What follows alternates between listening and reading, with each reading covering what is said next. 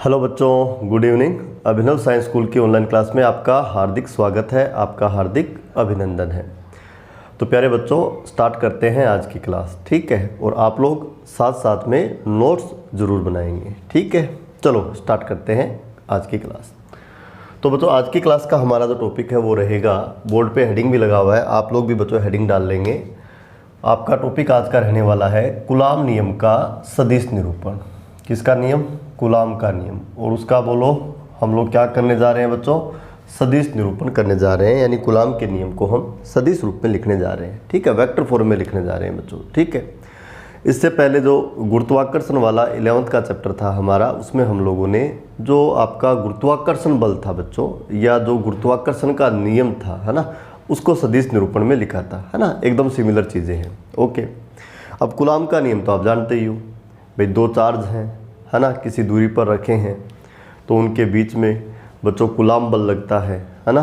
और कूलॉम का जो नियम है उसके अनुसार उस बल का मान कितना होता है, तो आंसर है वो बल बराबर होता है K गुणा Q1 गुणा Q2 और बट्टा में क्या लिखते हो आप, R², है ना।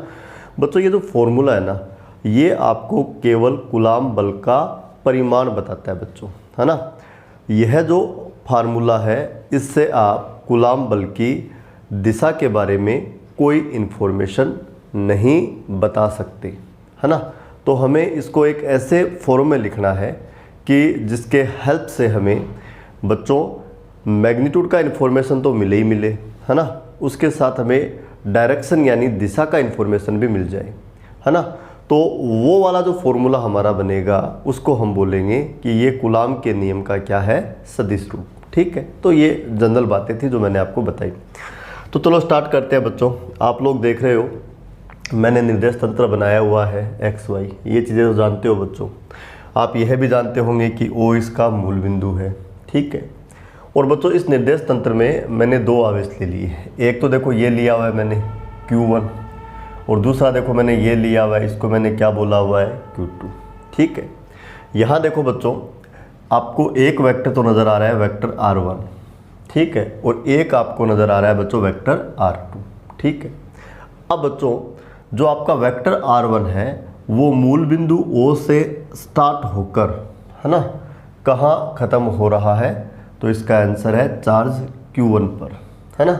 स्टार्ट कहाँ से हो रहा है, O से, और बच्चों ख़त्म कहाँ होता है, चार्ज Q1 पर। और ये वाला जो वेक्टर है इसको मैंने क्या बोला हुआ है, वेक्टर R1। और बच्चों ये वेक्टर R1 क्या कहलाता है, आप लोग जानते हो, ये कहलाता है पोजीशन वेक्टर। क्या कहलाता है, पोजीशन वेक्टर। और पोजीशन वेक्टर का मतलब ही जानते हो ना, स्थिति सदिश। तो बच्चों ये पोजीशन वेक्टर किसका है, तो आंसर है ये पोजीशन वेक्टर है चार्ज Q1 का। किसका है बच्चों, चार्ज Q1 का। और किसके सापेक्ष है, तो लिखा हुआ है with respect to origin O, यानी बच्चों मूल बिंदु के सापेक्ष, ठीक है। दोबारा सुनो बच्चों, किसके सापेक्ष है बच्चों, मूल बिंदु O के सापेक्ष। किसके सापेक्ष है, मूल बिंदु O के सापेक्ष। तो भाई आप डायग्राम में देखो, ये वाला जो वेक्टर है, ये वाला जो तीर है, ये मूल बिंदु O से निकला है। O के सापेक्ष है, इसका मतलब एरो कहाँ से निकलेगा, O से। और पोजीशन वेक्टर किसका है बच्चों, चार्ज Q1 का। तो भाई ये तीर खत्म कहाँ होगा, Q1 पर, ओके। इसी प्रकार जो वेक्टर R2 है ना बच्चों, ये देखो बच्चों O से स्टार्ट हुआ है, इसका मतलब मूल बिंदु O के सापेक्ष है ना। ख़त्म कहाँ होता है, Q2 पर, इसका मतलब ये पोजीशन वेक्टर किसका है, Q2 का। तो बच्चों यहाँ लिखा हुआ है मेरा कि वेक्टर R2 क्या है, vector R2 position vector of charge Q2, यानी Q2 का स्थिति सदिश है। और किसके सापेक्ष है भाई, तो आंसर है मूल बिंदु O के सापेक्ष, ओके। इसके बाद मैंने एक और वेक्टर लिखा हुआ है, वेक्टर R21। देखो बच्चों वेक्टर R1 यानी ये चार्ज Q1 का पोजीशन वेक्टर है, किसके सापेक्ष, मूल बिंदु O के सापेक्ष। बच्चों वेक्टर R2 लिखा हुआ है, इसका मतलब ये चार्ज Q2 का पोजीशन वेक्टर है, किसके सापेक्ष, मूल बिंदु O के सापेक्ष। यहाँ देखो बच्चों वेक्टर R2 लिखा हुआ है, इसका मतलब ये चार्ज Q2 का पोजीशन वेक्टर है, किसका पोजीशन वेक्टर है, चार्ज Q2 का। और आगे 1 लिखा हुआ है, इसका मतलब ये किसके सापेक्ष है, मूल बिंदु के सापेक्ष नहीं है, चार्ज Q1 के सापेक्ष है। और बच्चों चार्ज Q1 के सापेक्ष है, जब मूल बिंदु O के सापेक्ष होता है तो तीर O से निकलता है, और Q1 के सापेक्ष है तो तीर Q1 से निकलेगा। तो देखिए बच्चों, वेक्टर R21 मैंने Q1 और Q2 के बीच जो ये तीर बना है इसको बोला हुआ है। ठीक है, कहाँ से स्टार्ट हो रहा है? Q1 से। कहाँ खत्म हो रहा है? Q2 पर। तो पोजीशन वेक्टर किसका है? चार्ज Q2 का, और किसके सापेक्ष है? Q1 के सापेक्ष, है ना। ये सामान्य शब्दावली है जो आपको पता होनी चाहिए। तो बच्चों वेक्टर R21 फिर बता रहा हूँ, पहले 2 लिखा हुआ है तो ये position vector of charge Q2 है। आगे 1 लिखा हुआ है, इसका मतलब किसके सापेक्ष है? Q1 के सापेक्ष। ओके, इसी प्रकार बच्चों हम लोग एक वेक्टर R12 भी डिफाइन करेंगे, जो अभी इस डायग्राम में नहीं है। जब इसकी आवश्यकता होगी तब मैं आपको बताऊंगा बच्चों, है ना। अदरवाइज बहुत सारे एरो हो जाएंगे, आपको समझ ही नहीं आएगा। तो बच्चों पढ़ना सीख लो इसको केवल, है ना। 1 लिखा हुआ है, इसका मतलब ये पोजीशन वेक्टर किसका है? चार्ज Q1 का है। पहले 1 लिखा हुआ है तो किसका है? चार्ज Q1 का। पहले 2 लिखा हुआ है, इसका मतलब किसका है? चार्ज Q2 का। तो पहले यहाँ 1 लिखा है, इसका मतलब ये पोजीशन वेक्टर किसका है? चार्ज Q1 का। बाद में 2 लिखा हुआ है, इसका मतलब किसके सापेक्ष है? Q2 के सापेक्ष। इसका मतलब बच्चों ये वाला आप एरो बनाओगे ना, ये कहाँ से स्टार्ट होगा? चार्ज Q2 से, और कहाँ खत्म होगा? चार्ज Q1 पर। इसका मतलब यहाँ से स्टार्ट होगा, यहाँ खत्म होगा। इसका मतलब यह वाला जो वेक्टर है या यह वाला जो तीर है, इसका जो हेड है वो हमें Q1 पर बनाना होगा, और इसका जो टेल है वो हमें Q2 पर बनाना होगा। ओके, तो बच्चों R1 position vector of Q1 with respect to origin O। Vector R2 is the position vector of Q2 with respect to origin O। Vector R21 is the position vector of Q2 with respect to Q1। और बच्चों vector R12 position vector of charge Q1 with respect to Q2। ठीक है, अब ये दो छोटी छोटी बातें 11th क्लास में ये चीज़ें हम पढ़ चुके हैं, मैं लिख दे देता हूँ बच्चों। वेक्टर R21 किसके बराबर होगा बच्चों? तो आंसर है वेक्टर R2 माइनस R1 के बराबर होगा, है ना। यदि आप नहीं समझते तो देखो बच्चों, ये क्या है? देखो ये क्या है? ये वेक्टर R1 है। ये क्या है? ये वेक्टर R21 है। और ये क्या है बच्चों? वेक्टर R2 है। ठीक है, तो सदिश योग का आपके पास एक त्रिभुज नियम हुआ करता था, याद है आपको? क्या था भाई त्रिभुज नियम? याद आ रहा है बच्चों? त्रिभुज नियम क्या था, है ना। पहली बात तो त्रिभुज में आपको पता है बच्चों कितने साइड होंगे? 3, है ना। कितने साइड होते हैं? कितने भुजा होते हैं? 3। तो सदिश योग का त्रिभुज नियम क्या कहता था कि एक क्रम वाली 2 भुजाओं का जो योग है, ध्यान से सुनना मेरे बच्चों, एक क्रम वाली 2 भुजाओं का योग, एक क्रम वाली। तो यहाँ देखो यार, जो वेक्टर R1 है और जो वेक्टर R21 है ये एक क्रम में है ना। देखो बच्चों वेक्टर R1 का एरो इधर जा रहा है और वेक्टर R2 का एरो देखो इधर जा रहा है ना। देखो दोनों क्लॉकवाइज में घूम रहे हैं, तो ये एक क्रम वाले हैं। तो त्रिभुज नियम क्या कहता था? एक क्रम वाली भुजाओं का योग किसके बराबर होता था? विपरीत क्रम वाली भुजा के बराबर। और बच्चों जो वेक्टर R2 वाली भुजा है वो विपरीत क्रम वाली भुजा है, आप देख सकते हो। तो बोलो इसके क्या होगा? बराबर होगा। ठीक है, तो यहां से यदि बच्चों ये निकालो आप, तो बोलो क्या आ जाएगा? 2 - 1 आ जाएगा। देखो वेक्टर R21 चाहिए ना आपको, तो ये किसके बराबर मिलेगा आपको? Vector R2 minus vector R1। पहले 2 है तो पहले R2 आया, फिर 1 है तो बाद में R1 आया। तो बच्चों वेक्टर R21 क्या होता है? R2 minus R1। और R12 इसी हिसाब से बोलो क्या होगा? R1 minus R2। R12 बोलो क्या होगा? पहले 1 है तो क्या लिख दिया? R1, और बाद में 2 है तो बोलो क्या लिख दिया? R2। ठीक है, ये कुछ बेसिक बातें हैं। ओके, तो आप ये वाला डायग्राम बना लो, ये वाली चीज़ें डायग्राम के साइड में नोट कर लो। ठीक है, अब देखो बच्चों हम लोगों को तो कूलाम के नियम को, और कूलाम का नियम कूलाम बल को बताता है, यानी कूलाम बल को सदिश रूप में लिखना है ना। सदिश रूप में लिखना है, और कूलाम बल तो लगेगा बच्चों। देखो ये वाला चार्ज इस वाले चार्ज पर विद्युत बल लगाएगा, जिसको आप कूलाम बल बोलते हो। इसी प्रकार ये वाला चार्ज भी इस वाले चार्ज पर कूलाम बल लगाएगा, और हमें ये जो कूलाम बल हमें प्राप्त होंगे इनको सदिश रूप में लिखना है। ठीक है, तो बच्चों ऐसा काम करने के बाद आप लिख लीजिए, डायग्राम बना लो, साइड में ये चीज़ें लिख लो, और आप लिख लीजिए कूलाम के नियम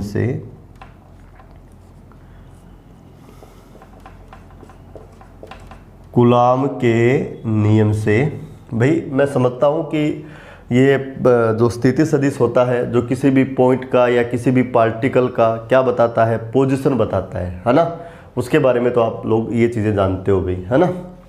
तो कूलाम के नियम से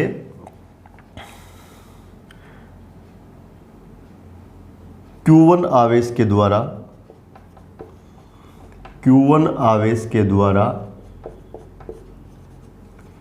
Q2 आवेश पर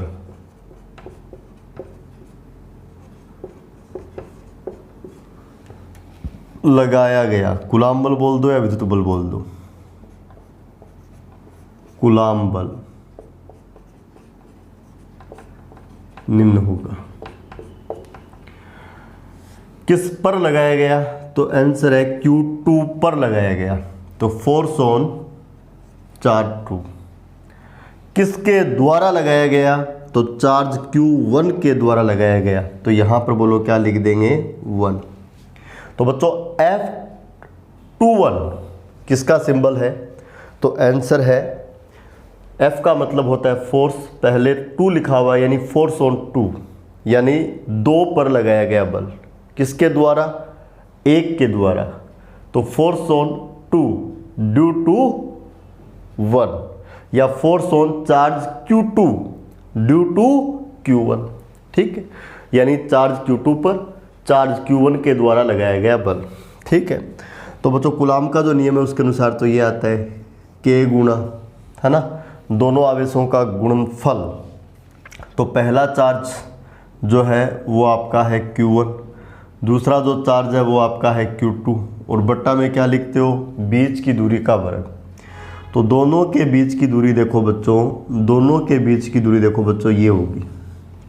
बताओ ये बात आपको समझ में आई या नहीं, कमेंट में यस या नो लिख के बताओ। बच्चों Q1 और Q2 है ना, इन दोनों के बीच का जो डिस्टेंस है वो देखो बच्चों इस प्रकार से लिख देंगे। बताओ ये ठीक लिखा है क्या, और ठीक लिखा है तो आपको समझ में आ गया क्या भाई, है ना। थोड़ा सा वेक्टर फॉर्म में लिखना है, थोड़ा जोर आता है भाई इसमें, है ना। ठीक लिखा है, बिल्कुल ठीक लिखा है, क्योंकि बच्चों देखो ये चीज़ क्या है, तो आंसर है ये चीज़, ये वाला जो वेक्टर है ना, ये वाला जो वेक्टर है उसका मैग्नीट्यूड है। मैग्नीट्यूड का मतलब इस वेक्टर को हम लोगों ने जिस तीर के द्वारा प्रदर्शित किया हुआ है उस तीर की लंबाई, ध्यान से सुनना बच्चों। मोड ऑफ वेक्टर R21 का मतलब है कि ये वाला जो वेक्टर है इसका जो एरो है उसका लेंथ। तो बच्चों देखो जो वेक्टर R21 वाला एरो है वो देखो Q1 से स्टार्ट होकर Q2 पर ख़त्म हो रहा है, और इसका जो लेंथ है वो देखो बच्चों Q1 और Q2 के बीच का दूरी है, और हमें दूरी का वर्ग चाहिए। तो ये वाला जो वेक्टर है इसका मैंने मैग्नीट्यूड ले लिया, यानी इस एरो का मैंने लेंथ ले लिया, यानी बीच की क्या हो गई दूरी, और मुझे इसका क्या कर देना है, वर्ग। ठीक है, तो ये तो बच्चों कूलाम के नियम से आपने किसको लिख लिया, फोर्स को लिख दिया। तो इजीली फोर्स तो आपका आ गया। अब आपको इसे वेक्टर फॉर्म में लिखना है, और वेक्टर फॉर्म में लिखने का मतलब है बच्चों इसमें डायरेक्शन भी आना चाहिए। क्या आना चाहिए, डायरेक्शन भी। तो बच्चों हम लोग एक चीज़ पढ़ते थे, देखो एकांक सदिश को हम परिभाषित करते थे सदिश बट्टा सदिश का परिमाण। तो इस हिसाब से किसी भी सदिश को कैसे लिखा जाएगा बच्चों, सदिश का परिमाण और गुणा में क्या आएगा बच्चों, एकांक सदिश। ठीक है, तो इस वाले फोर्स को मेरे को वेक्टर फॉर्म में लिखना है, तो इसके ऊपर मैं एरो लगा दूंगा। तो देखो बच्चों वेक्टर ए जो है उसकी जगह आ गया ये वेक्टर एफ। यहाँ आपका क्या आता है, मैग्नीट्यूड। तो देखो बच्चों ये आपका आ गया मैग्नीट्यूड। ये जो यूनिट वेक्टर होता है ये इस वेक्टर की दिशा बताने का एक तरीका होता है ना। तो इसका मतलब यहाँ क्या आना चाहिए, यूनिट वेक्टर, और यूनिट वेक्टर ऐसा होना चाहिए जो इस वाले फोर्स की डायरेक्शन को बताए, है ना। तो यहाँ देखो बच्चों, तो मैं यूनिट वेक्टर लिखने जा रहा हूँ, वो देखो मैं क्या लिख रहा हूँ, ध्यान से सुनना। यहाँ जो मैं यूनिट वेक्टर लिखने जा रहा हूँ वो मैं क्या लिख रहा हूँ बच्चों, देखिए यहाँ मैं यूनिट वेक्टर लिख रहा हूँ, देखो ऐसा लिख रहा हूँ, ऐसा लिख रहा हूँ, ठीक है। और इसको मैं बोल दे देता हूँ इक्वेशन नंबर 1। ये भी बहुत शानदार समीकरण है और ये वास्तव में कूलाम के नियम का सदिश रूप है, या कूलाम बल को आपने सदिश रूप में लिख दिया। और प्यारे बच्चों, ये आपको याद रहना चाहिए। अब देखो यहाँ मैंने R21 कैप क्यों लिखा, तो देखिए बच्चों, ये जो प्रॉब्लम है इसमें मैंने दोनों चार्ज पॉजिटिव लिए हैं बच्चों, Q1 पॉजिटिव और Q2 पॉजिटिव, ठीक है। चलो दोनों ही पॉजिटिव है, बताओ अट्रैक्शन या रिपल्सन, आकर्षण होगा या प्रतिकर्षण, बताओ बच्चों। Q1 जो है वो Q2 को, है ना, दोनों ही पॉजिटिव है, आकर्षित करेगा या प्रतिकर्षित करेगा, तो सीधा सा आंसर है प्रतिकर्षित करेगा। 1 नंबर बात। 2 नंबर बात बच्चों, आप लोग जानते हो और मैं आपको ये चीज़ बता भी चुका हूँ, बाई प्रैक्टिकल हम लोगों को ये पता लगता है कि जो कूलाम बल है, कौन सा बल, कूलाम बल, कौन सा बल है बच्चों, केंद्रीय बल। और केंद्रीय बल के बारे में आप जानते हो, यह दोनों आवेशों को, है ना, मैं पूरा सीधा लाइन ड्रॉ कर लेता हूँ, दोनों आवेशों को मिलाने वाले रेखा के अनुदिश लगता है, दोनों आवेशों को मिलाने वाले रेखा के अनुदिश लगता है। तो बच्चों दोनों आवेशों को मिलाने वाला रेखा तो ये हो गया, यानी इसके अनुदिश लगेगा, यानी Q2 पर फोर्स या तो लग सकता है बच्चों इस दिशा में या फिर लग सकता है इस दिशा में। अब देखो यदि आकर्षण होता तो इस दिशा में लगता, प्रतिकर्षण है तो देखो बच्चों इस दिशा में लगेगा। इसका मतलब भाई Q2 पे जो बल लग रहा है उसको यदि मैं प्रदर्शित करना चाहूँ तो बच्चों Q2 के ऊपर एक एरो बना दूँ। ये देखो बच्चों मैंने एक एरो बना दिया ये, और ये वाला एरो, ये वाला तीर जिस सदिश राशि को बताता है उसका नाम है बल, और ये वो वाला बल है जो Q2 पर लग रहा है, और किसने लगाया है, Q1 ने। तो भाई ये तो कन्फर्म हो गया बच्चों कि F21 का डायरेक्शन क्या है, तो आंसर है F21 का डायरेक्शन ये रहा। अब इस चीज़ को गौर से देखो बच्चों, ये वाला डायरेक्शन और वेक्टर R21 का डायरेक्शन मुझे बताओ सेम है क्या, मुझे बताओ सेम है क्या। देखो बच्चों, वेक्टर R21 का डायरेक्शन है Q1 से Q2 की ओर, और वेक्टर F21 का डायरेक्शन है Q1 से Q2 की ओर। दोनों का डायरेक्शन क्या है बच्चों, भाई सेम है। इसका मतलब Q2 पर जो कूलाम बल लग रहा है उसका जो दिशा है वो वेक्टर R21 की दिशा में होगा। और आपको पता है बच्चों, वेक्टर R21 जो है उसका जो यूनिट वेक्टर है उसको हम किससे लिखते हैं, R21 कैप से। इसका मतलब ये डायरेक्शन बताएगा, इसका मतलब इस वाले फोर्स का दिशा कहाँ होगा, R21 कैप की दिशा में होगा। और R21 कैप की दिशा का मतलब कहाँ होगा, वेक्टर R21 की दिशा में होगा, यानी Q1 से Q2 की ओर। बताओ देखो भाई, एक तो आप Q2 पर Q1 के द्वारा जो बल लगाया जा रहा है ना, Q2 पर Q1 के द्वारा जो बल लगाया जा रहा है इसको ऐसा लिख लेते हैं यार, देखो ऐसा लिख लेते हैं, ऐसा लिख देते हैं K Q1 Q2, बीच की दूरी जो भी है, चलो आपने इसको ऐसे लिख लिया, इसका स्क्वायर। एक तो आपने ऐसा लिख लिया और एक आप ऐसा लिख रहे हो, तो बच्चों इस वाले सूत्र से केवल और केवल आपको बल का परिमाण जो है उसकी जानकारी मिलेगी। यह बल किस दिशा में लग रहा है इसकी जानकारी नहीं मिलेगी। जबकि इस वाले सूत्र से देखो, वेक्टर बराबर होता है मैग्नीट्यूड गुणा डायरेक्शन, तो मैग्नीट्यूड तो ये रहा, यानी परिमाण का जानकारी मिल रहा है। डायरेक्शन और चाहिए तो देखो ये डायरेक्शन है, इसका मतलब यह वाला जो बल है इसकी दिशा R21 कैप होगी, और R21 कैप जो है यूनिट वेक्टर है किसका, वेक्टर R21 का। इसका मतलब इस बल की जो दिशा है वो वेक्टर R21 की दिशा में होगी। इसका मतलब Q2 पर बल इधर नहीं, इस वेक्टर की दिशा में यानी इधर लगेगा, यानी रिपल्सन का फोर्स लगेगा। तो देखो ये वेक्टर फॉर्म में मैंने इस चीज़ को लिख दिया, ठीक है। चलो इस बात को आगे बढ़ाते हैं, ठीक है। ये चीज़ें आपने नोट कर ली होगी मेरे ख्याल से। अगर ये चीज़ें नोट कर ली तो ये जो इक्वेशन 1 है इसको मैं यहाँ लिख देता हूँ बच्चों, है ना। यहाँ तक की चीज़ें आपने नोट की हुई, ये सारी चीज़ें मेरे ख्याल से नोट कर लिया आपने, है ना। इस चीज़ को मैं एक बार यहाँ लिख लेता हूँ, लिख लूँ, चलो लिख लेता हूँ। इस चीज़ को मैं यहाँ लिख लेता हूँ। मैंने क्या चीज़ आपको बता दी, मैंने आपको बता दिया कि कूलाम के नियम से वेक्टर F21 बोलो क्या आएगा, के क्या आएगा बच्चों, Q1 क्या आएगा, Q2, और बट्टे में बोलो क्या आएगा, मोड ऑफ वेक्टर R21 और इसका स्क्वायर, और बोलो ये क्या आएगा, R21 कैप, क्या आएगा, R21 कैप। ठीक है, इसको मैं क्या बोल देता हूँ, इसको मैं बोल देता हूँ बच्चों इक्वेशन नंबर 1। क्या बोल देता हूँ, इक्वेशन नंबर 1। क्या बोल देता हूँ, इक्वेशन नंबर 1। ठीक है, क्या है ये बच्चों कूलाम के नियम का क्या हो गया बताओ, सदिश निरूपण। क्या हो गया, सदिश निरूपण। अब देखो बच्चों, जो आपका वेक्टर R21 है वो क्या है, तो आंसर है R2 माइनस R1। भाई वेक्टर R21 क्या है बच्चों, तो आंसर है R2 माइनस R1। ठीक है, और यदि R21 कैप को भी आप लिखना चाहो तो एकांक सदिश बराबर सदिश बट्टा सदिश का परिमाण होता है। तो बच्चों R कैप बराबर बोलो क्या होगा, सदिश बट्टा सदिश का परिमाण, और ये 21 है तो यहाँ भी क्या आ जाएगा 21, और यहाँ भी क्या आ जाएगा 21, है ना। आप इस फॉर्म में भी लिख सकते हो। ठीक है, वैसे यहाँ तक पढ़ा रहने दो, कोई दिक्कत वाली बात नहीं है ना। तो ये चीज़ मैं हटा देता हूँ। ये आपका इक्वेशन नंबर 1 आ गया। क्या आ गया, इक्वेशन नंबर 1।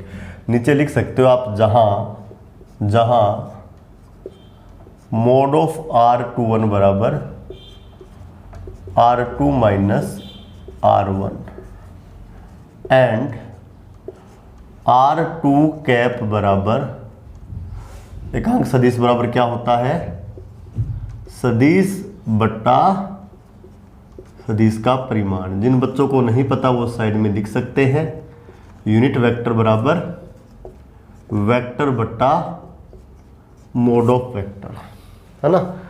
तो ये चीज़ आप रिप्लेस भी कर सकते हो, पुट कर सकते हो, पुट नहीं करना तो ऐसे पढ़ा रहने दो। ठीक है, ये तो आ गया Q2 पर Q1 के द्वारा लगाया गया बल। ठीक है, अब बच्चों देखो हम लोग Q2 के द्वारा Q1 पर लगाया गया बल भी ज्ञात करेंगे। तो वही चीज़ आप लोग लिख लो, आप लोग लिख लो बच्चों, कूलाम के नियम से, कूलाम के नियम से Q2 के द्वारा Q1 पर लगाया गया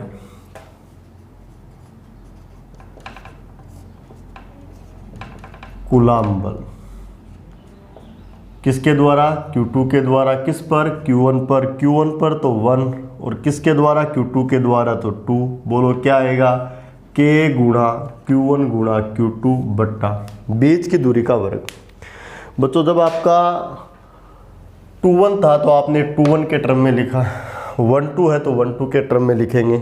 यहाँ आप एक चीज़ देखो बच्चों, मैं यहाँ एक वेक्टर और बना रहा हूँ, देखो रेड कलर से बना दिया।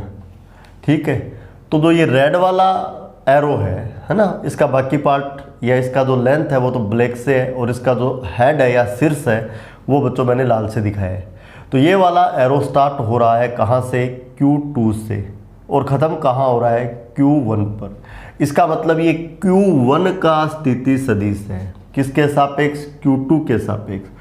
तो रेड वाला जो एरो है उसको बच्चों मैं रेड पेन से लिख देता हूँ, ये लो, सॉरी, यहाँ क्या आएगा 1 और उसके बाद क्या आएगा 2। ध्यान से देखो 2-1 है, तो बच्चों 2 का मतलब ये Q2 का पोजीशन वेक्टर है, किसके सापेक्ष, Q1 के सापेक्ष। तो जो ब्लैक वाला एरो है वो Q1 से स्टार्ट हुआ है और Q2 पर खत्म हुआ है।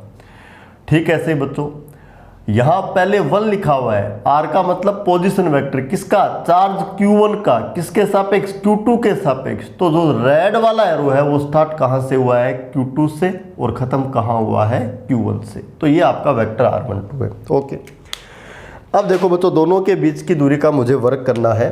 तो बच्चों मैं एक चीज़ लिख रहा हूँ, ध्यान से देखना, मैंने ये लिख दिया, क्या ये दोनों चार्ज के बीच की दूरी है, तो भाई आपका जवाब होगा बिल्कुल है, क्योंकि जो रेड वाला एरो है ना बच्चों, रेड वाला एरो, उसका आप लेंथ लोगे ना, आप उसका लेंथ लोगे, लेंथ का मतलब उसका आप मैग्नीट्यूड लोगे, तो ये आपको क्या मिलेगा बच्चों, ये मिलेगा देखो Q2 से Q1 के बीच की दूरी के बराबर।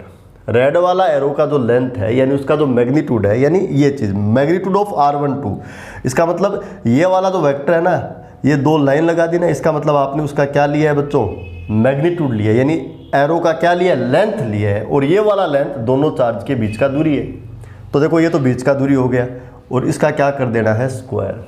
ओके, अब वेक्टर फॉर्म में लिखना है तो यहाँ यूनिट वेक्टर आना है, और यहाँ बच्चों जो यूनिट वेक्टर आएगा ये 1 2 कैप होगा। क्या होगा ये, 1 2 कैप, और इसको बच्चों मैं बोल देता हूँ 2 नंबर। क्या बोल दूँ इसको, 2 नंबर। और बच्चों ये आपको याद रखना है, ठीक है। अब 1 2 कैप क्यों लिखा बच्चों, देखिए, क्योंकि Q1 पर जो फोर्स लगेगा ना उसको ऐसे रिप्रेजेंट किया जाएगा, देखो ऐसे रिप्रेजेंट किया जाएगा प्यारे बच्चों, ऐसे रिप्रेजेंट किया जाएगा, देखो ऐसे, ठीक है। भाई एक बात बताओ, रिपल्सन होना है तो Q1 पर प्रतिकर्षण लगना है बच्चों, और प्रतिकर्षण लगना है, केंद्रीय बल है तो दोनों को मिलाने वाली लाइन के अलोंग लगना है, अलोंग लगना है तो बच्चों इधर लगेगा, इधर लगेगा। और ये वाला दिशा देखो बच्चों, ये जो पोजीशन वेक्टर है, ये जो पोजीशन वेक्टर है ना, उसका दिशा है, और इसका जो दिशा है इसके यूनिट वेक्टर क्या काम में लेते हैं, ये वाला काम में लेते हैं। इसका मतलब इस वाले फोर्स का जो डायरेक्शन है वो ये होगा, ठीक है। तो गौर से देखो आप 1 नंबर और 2 नंबर को, 2 1 का डायरेक्शन होगा 2 1 कैप में, 2 1 कैप का मतलब है इधर, और 1 2 का जो डायरेक्शन होगा 1 2 कैप में, और 1 2 कैप का मतलब है इधर, ठीक है। तो बच्चों देखिए, आपने Q2 पर भी एक एरो बना दिया, देखो ये वाला, और Q1 पर भी आपने एक एरो बना दिया, देखो ये वाला। ये वाला एरो Q2 पर जो बल लग रहा है उसको बताता है, और ये वाला एरो Q1 पर जो बल लग रहा है उसको बताता है, और कूलाम के नियम से आपने सूत्र लिखे हैं। लेकिन देखो बच्चों, आपने इनको दिशा के साथ लिख लिया, और दिशा के साथ लिख लिया तो इसको हम बोल देते हैं कूलाम नियम का सदिश निरूपण। क्या कह देते हैं, कूलाम नियम का सदिश निरूपण, ठीक है। अब यहाँ एक काम करेंगे बच्चों, है ना, ये 2 नंबर लिख लिया, तो 2 नंबर के नीचे लिख दोगे आप, जहाँ क्या लिख दोगे आप, जहाँ आप लिख दोगे बच्चों वेक्टर R12, इसका वैल्यू जब निकालोगे तो ये आएगा vector R1 minus vector R2, and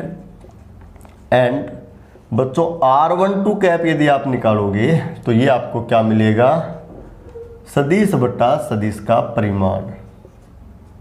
क्या मिलेगा, सदिश बट्टा सदिश का परिमाण। हो गया एक का। अब आप लिख सकते हो कि समीकरण 1 व 2, समीकरण 1 तथा समीकरण 2 कूलाम नियम के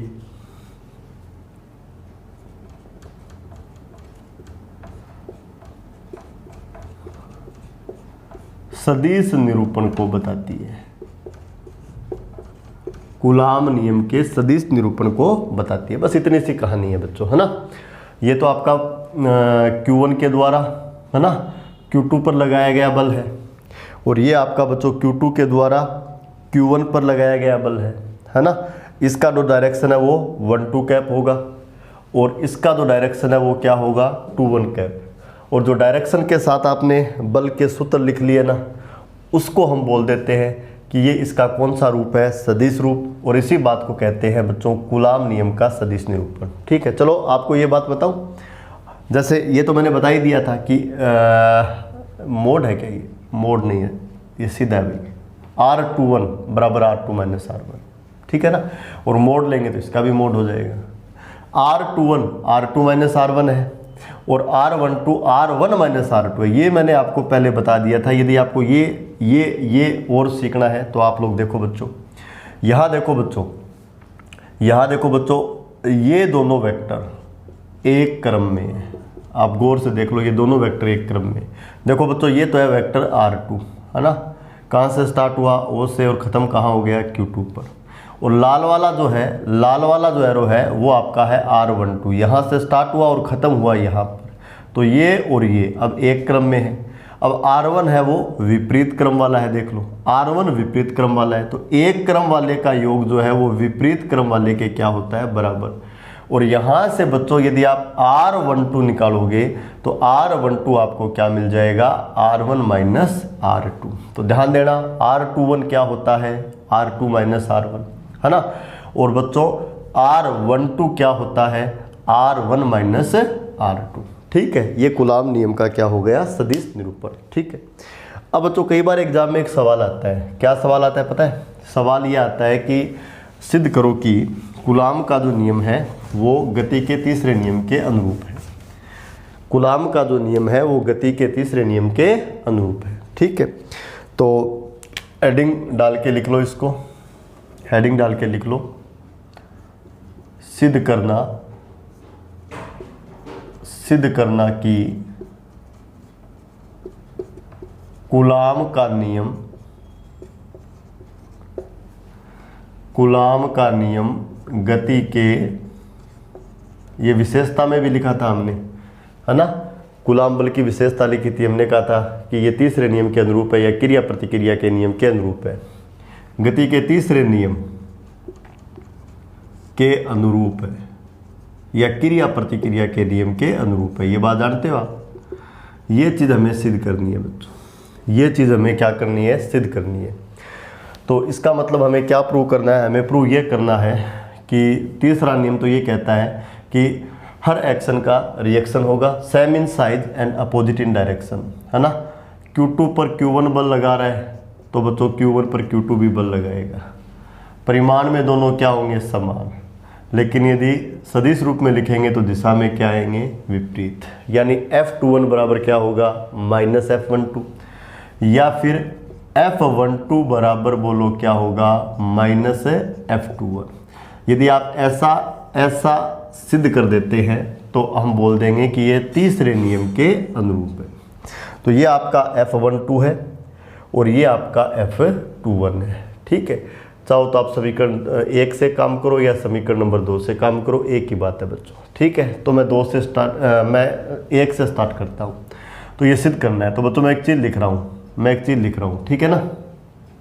देखो बच्चों, जो आपका R21 कैप है ना, R21 कैप वो किसके बराबर है, तो आंसर है वो माइनस R12 कैप के बराबर है। 1 नंबर बात।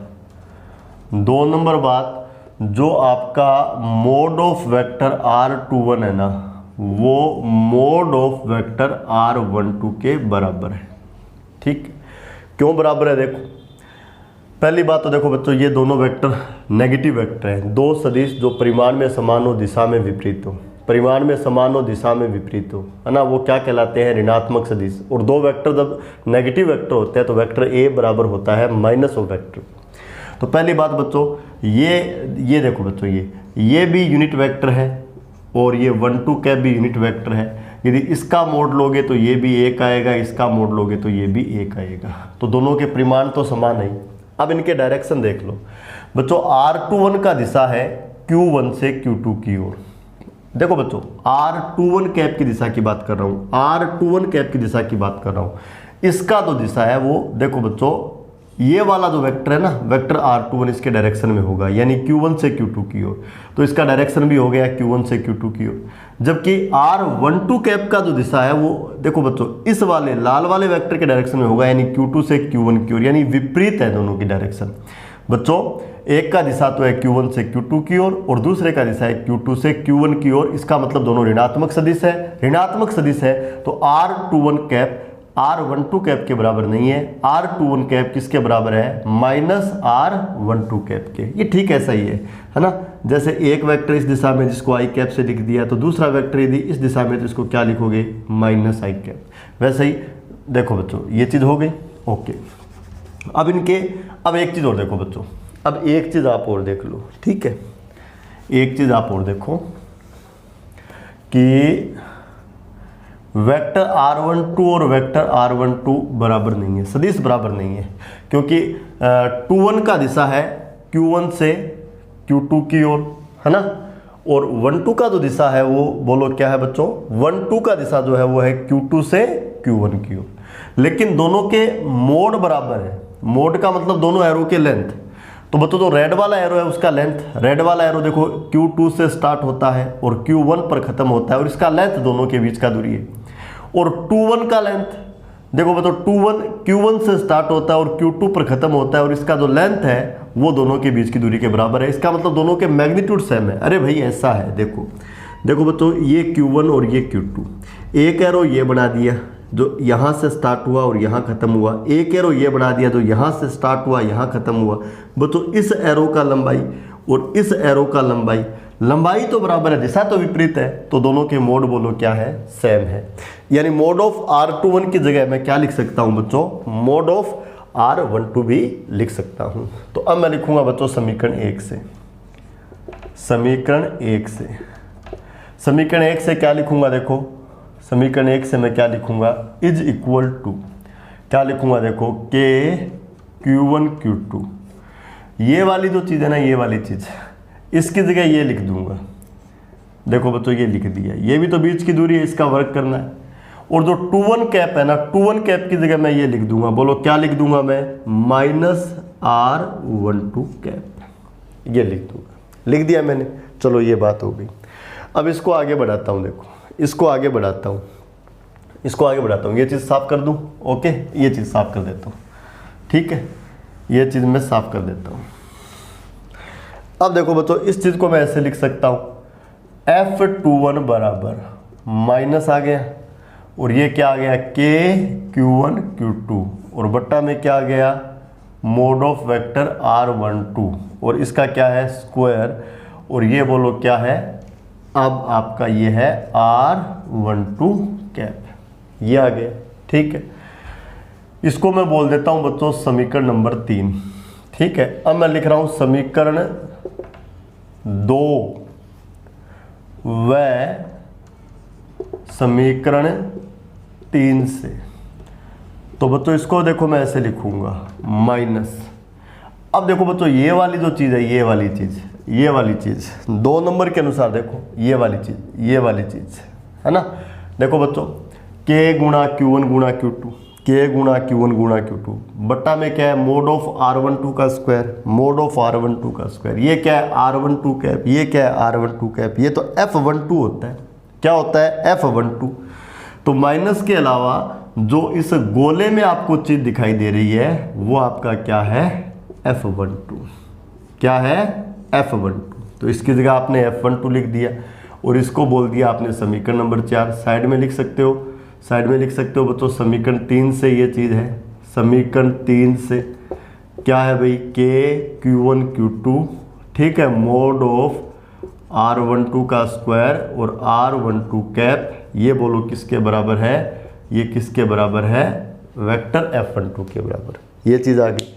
अब बच्चों 4 नंबर जो है ना, 4 नंबर बताओ, ये गति के तीसरे नियम का गणितीय रूप नहीं है क्या, यही तो होता है बच्चों, है ना, यही तो होता है भाई।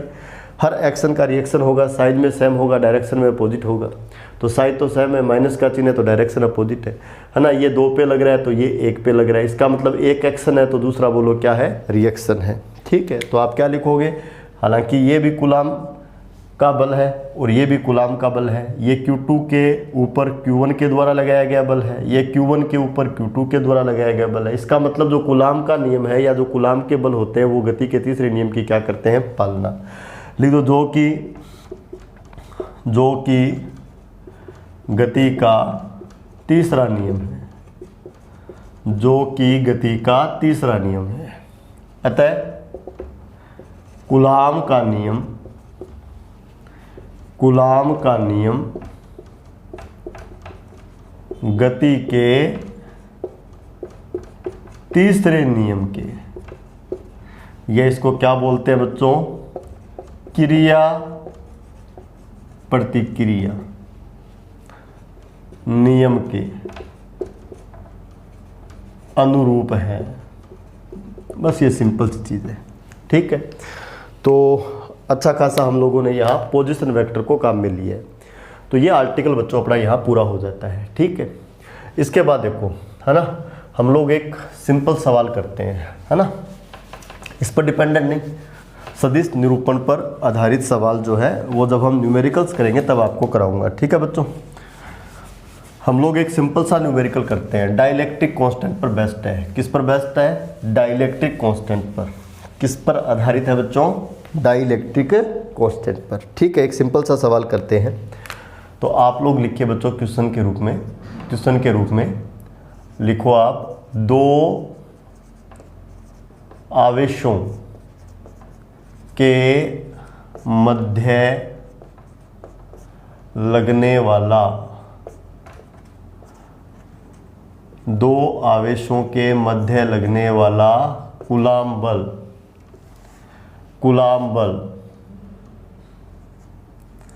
36 न्यूटन है। कितना है बच्चों? 36 न्यूटन। दोनों आवेशों के मध्य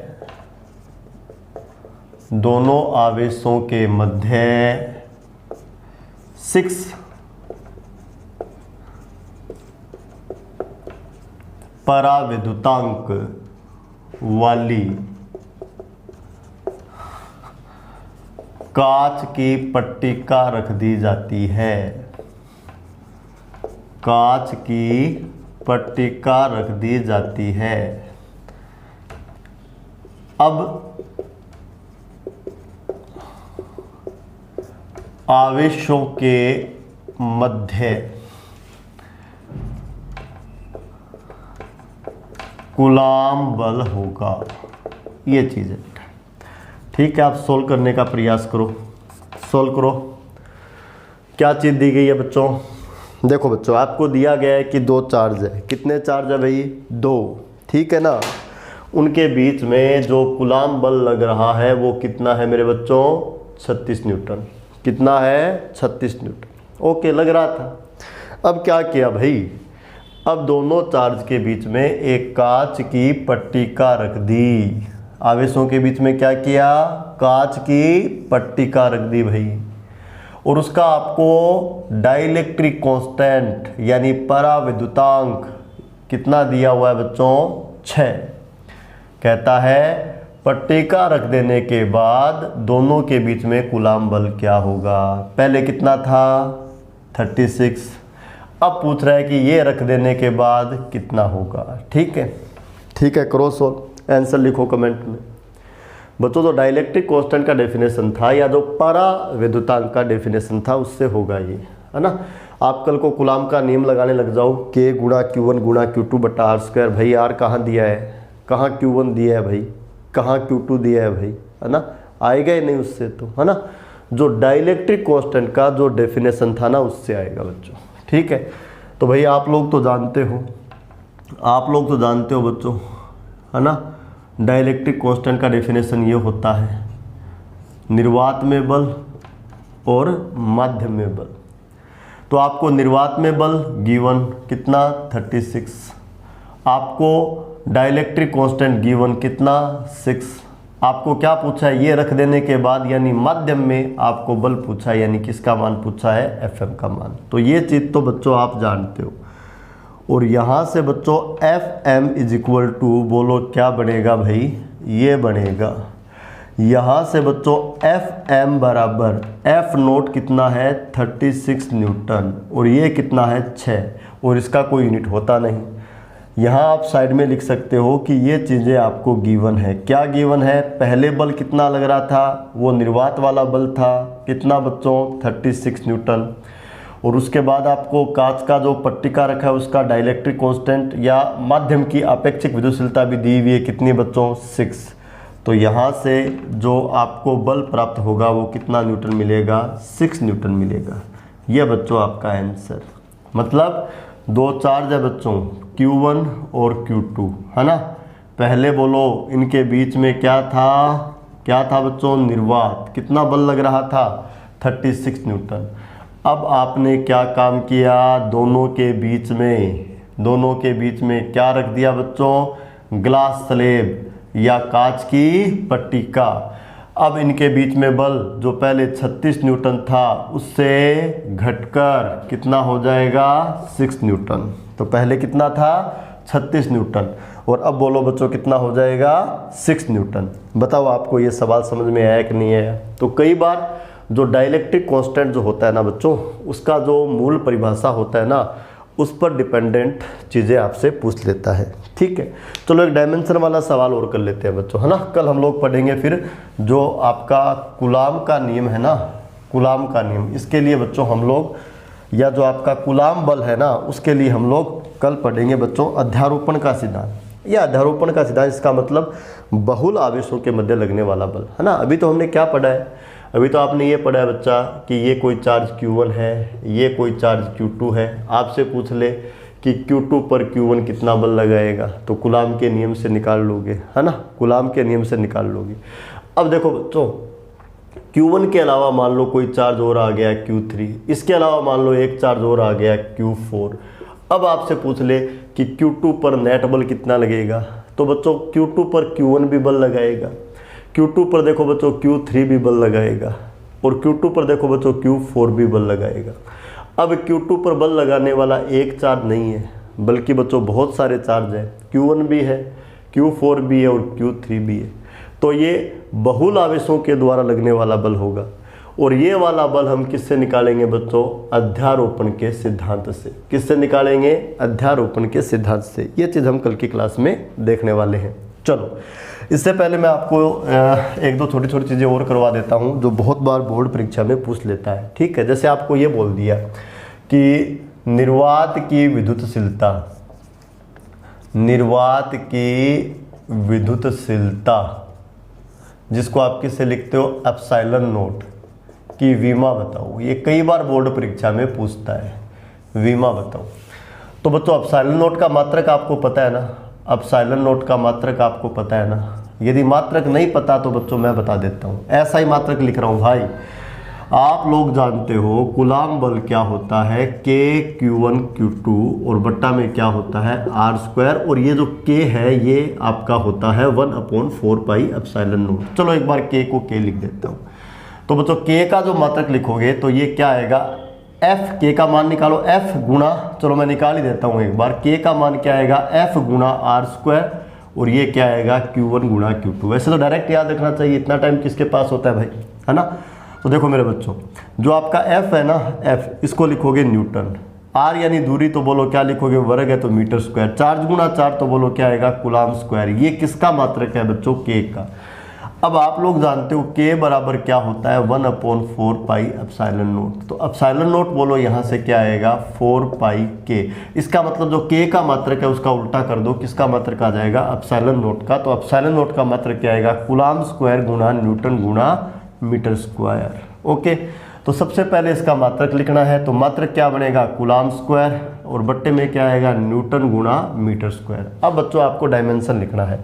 डायमेंशन लिखेंगे तो ऊपर कूलाम स्क्वायर है, और कूलाम यानी चार्ज, चार्ज का डायमेंशन हर बच्चा याद रखता है, क्या होता है मेरे बच्चों, A1T1। क्या होता है, A1T1। और इसका स्क्वायर है, इसका स्क्वायर है, तो इसका मतलब A1T1 और A1T1 इसको 2 बार लिख लो। किसी बच्चे को यदि प्रॉब्लम है तो मैं आपको बताता हूँ मेरे बच्चों। I बराबर होता है Q/T, Q बराबर क्या होगा, I गुणा T। ये आपका फंडामेंटल क्वांटिटी, ये भी फंडामेंटल क्वांटिटी। करंट तो इसके लिए A लिखते हैं 1, टाइम इसके लिए T लिखते हैं 1, तो इसका डायमेंशन कितना हो गया, A1T1। चार्ज का जो डायमेंशन है वो क्या है, A1T1। तो कूलाम की जगह क्या लिखा, A1T1 वर्ग है तो इसको 2 बार लिख लिया। न्यूटन यानी फोर्स 112 होता है भाई, तो M1L1T-2, इसकी जगह लिख लिया। मीटर स्क्वायर है तो बोलो बच्चों मैंने क्या लिख दिया, L2। ठीक है, कोई चीज़ कैंसिल होने वाली है नहीं, तो इसको सरल करते हैं बच्चों। देखिए सबसे पहले M के डायमेंशन लिख रहे, बोलो M1 है, ऊपर जाके बोलो क्या बनेगा, -1। ठीक है, ये L1 रहा, ये L2 रहा, ये आपका बन गया L3, और ऊपर जाके बोलो कितना बन जाएगा, -3। अब कई बच्चा क्या करता है, ये T के डायमेंशन काट देता है। कटेगी नहीं बच्चों, ये प्लस में है, ये प्लस में है, ये माइनस में, कटेगी नहीं। ये ऊपर जाके प्लस में बनेगी तो 2, और 1 और 1 2 पहले से है, और 2 ये आ गई, तो बोलो T का घात बोलो कितना बनेगा, 4। ये A1 और A1, तो बोलो बच्चों A का घात कितना बनेगा, 2। ये इसका डायमेंशन होगा, ये होगा आपका आंसर। फिर चेक कर लेता हूँ, M1 -1 आ गया, L1 L2 L3 -3 आ गया, इसका काम भी हो गया। T-2 ऊपर जाके +2, 2 ये रहे, T की घात 4, यानी इनका काम भी हो गया। A1 A1 A2 ये हो गया। बोलो ये क्या आ गया बच्चों, इसका डायमेंशन। मात्रक पूछे तो ये मात्रक बनेगा, डायमेंशन पूछे तो ये आ जाएगा। ठीक है। अब कई बार आपको जानबूझ के एक चीज़ पूछ लेता है बच्चों। क्या पूछ लेता है? निर्वात की विद्युतशीलता नहीं, आपसे ये पूछ लेता है कि माध्यम की विद्युतशीलता भी नहीं, माध्यम की आपेक्षिक विद्युतशीलता। क्या बच्चों? माध्यम की आपेक्षिक विद्युतशीलता, या इसका दूसरा नाम क्या था? पराविद्युतांक। क्या नाम था? पराविद्युतांक। किससे लिखते थे? एप्सिलॉन आर से, या फिर किससे लिखते थे? बड़े के से, छोटा के नहीं बड़ा के, की विमा लिखो, की विमा। तो बच्चों आपका आंसर क्या होगा? ये आपका होता है विमाहीन, है ना। शुद्ध अनुपात होता है ये। क्या होता है? विमाहीन। तो क्या लिखोगे? M0 L0 T0। और विमाहीन के साथ साथ ये बच्चों मात्रकहीन भी होता है। क्या होता है? मात्रकहीन। तो निर्वात की विद्युतशीलता का ये मात्रक और ये विमा।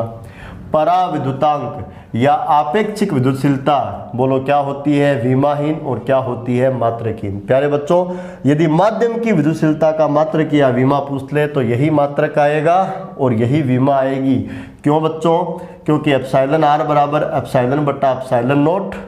तो एप्सिलॉन बराबर क्या आएगा? एप्सिलॉन नोट गुना एप्सिलॉन आर। ये मात्रकहीन है तो इसका मात्रक इसके मात्रक के बराबर होगा। तो मात्रक आएगा कूलॉम स्क्वायर बटा न्यूटन गुना मीटर स्क्वायर। तो यहाँ गड़बड़ मत कर देना, एग्जाम में जानबूझकर पूछता है, और ज़्यादातर ये पूछता है कि पराविद्युतांक या आपेक्षिक विद्युतशीलता की विमा लिखो, ये पूछ लेता है। तो बच्चों को लगता है भाई हमें कहा गया है लिखो तो कुछ तो लिखना ही पड़ेगा, तो कुछ ना कुछ डायमेंशन वो लिख के आ जाते हैं।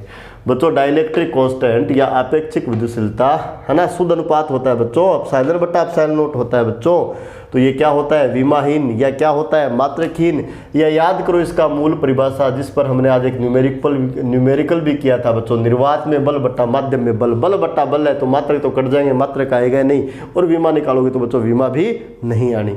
तो ये विमाहीन है और ये मात्रकहीन है। जबकि निर्वात की विद्युतशीलता का ये है आपका मात्रक और ये आपकी विमा है। मात्रक क्या होता है? कूलॉम स्क्वायर बटा न्यूटन गुना मीटर स्क्वायर। ठीक है बच्चों, मैं समझता हूँ ये सारी चीज़ें आप लोगों को समझ में आ गई होगी। ठीक है, तो कल की क्लास में मैंने आपको बता दिया। कल की क्लास में हम क्या पढ़ेंगे? कल की क्लास में हम पढ़ेंगे बच्चों बहुल आवेशों के मध्य लगने वाले कूलॉम बल के बारे में, है ना, जिसको हम लोग बोलते हैं कूलॉम बल के लिए अध्यारोपण का सिद्धांत। क्या बोलते हैं? कूलॉम बल के लिए अध्यारोपण का सिद्धांत। ठीक है, और ये जो अध्यारोपण का सिद्धांत है इस पर आधारित जो आपके न्यूमेरिकल्स होते हैं वो बोर्ड एग्जाम में तथा कम्पिटिटिव एग्जाम में बार बार पूछे जाते हैं।